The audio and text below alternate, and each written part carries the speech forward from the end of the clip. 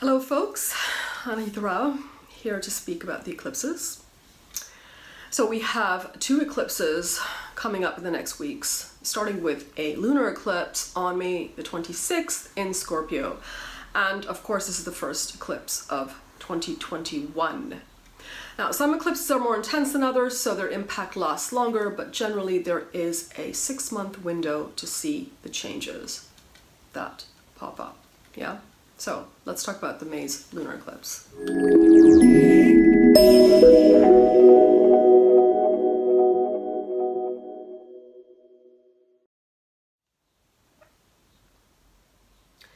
Now the basic premise is that the sun and the moon need to function well if you want positive results from the other planets in the chart. Yeah. Moon is our mind, it's our thoughts, it's our emotions. Being shadow planets, Rahu and Ketu obstruct the thinking when they come into contact with the sun and the moon. They can make the mind paranoid and overreact to people and to situations.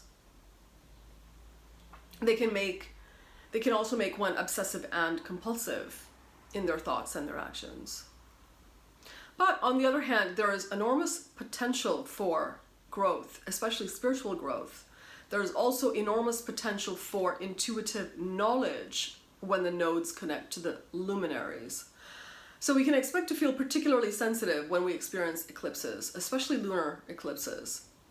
And certainly you will feel this more intensely if you are in a Rahu or Ketu dasha at the moment, or even an Antardasha of the shadow planets. Yeah.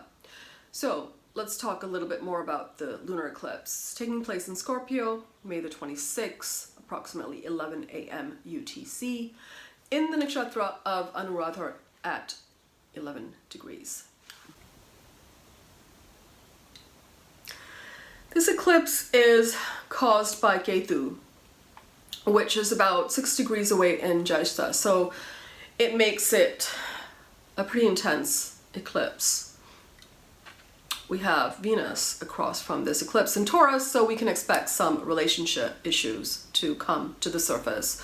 Venus is in Mars's nakshatra Mrigashira, so we have to pay attention to Mars's position.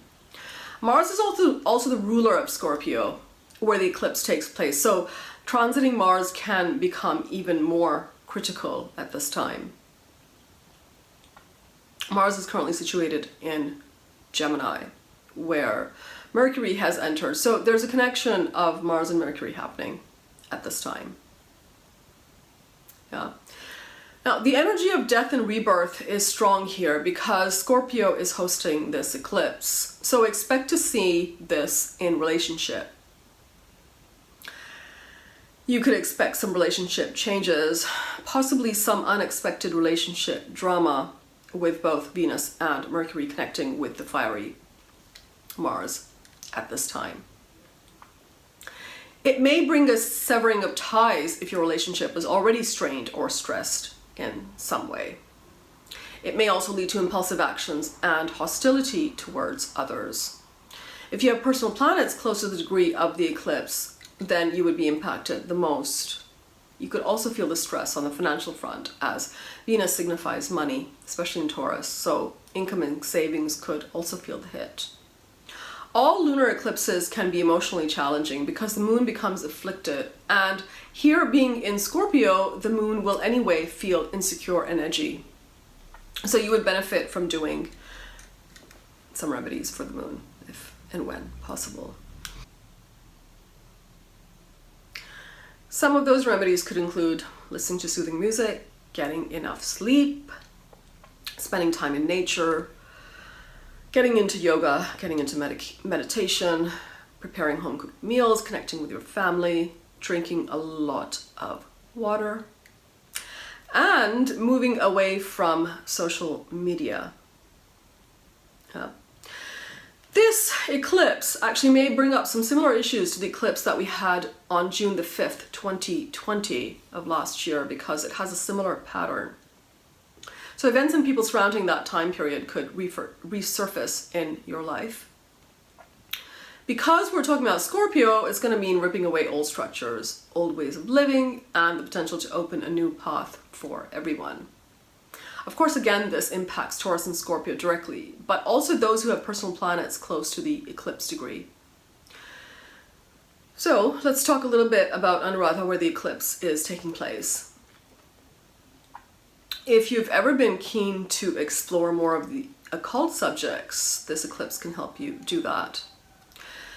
At this time, be wary of confrontations, being insensitive. The eclipse takes place in the third pada of Anuradha in the Libra Navamsha. Again, this denotes relationships because Libra is a Venus ruled sign and could mean some endings and separations in this area. And even illicit affairs could come to the surface as Venus becomes debilitated in D9. So be wary of infidelity in relationships. So to get an idea of how it affects you personally, see where Scorpio falls in your chart to see the areas where you can expect the changes. For instance, if it's your 2nd or 11th house, then this could be related to money and income. If it's your 7th house, then you may see some surprises crop up related to relationships and partnerships. If it's your 4th house, you may be experiencing changes and upheaval in your domestic or family life. Yeah. See also if you have planets in Anuradha or Rohini, as the significations of those planets may be impacted. So for instance, you have 10th Lord in Anuradha, then you may experience some surprises and unexpected changes in career matters. There could also be a colleague or friend that you relied on leaving your life all of a sudden. Well, with Anuradha, it's common to see reversals and obstacles in your path. Anuradha means another Radha. It also means subsequent success. So you can see the old way of life phasing out for new horizons. But remember, Anuradha is also symbolized by the lotus flower, reflecting the ability to blossom in any situation. So whatever comes up, you will be able to handle it. However, expect some endings that are long overdue. At this time, Saturn has just turned retrograde. So this energy is strong too, because Saturn connects with Anuradha. Saturn is, in fact, the controlling planet of Anuradha. And the retrograde suggests that you're going to be visiting an old issue, an old event, relationship, an old life circumstance, and will be forced to confront it finally.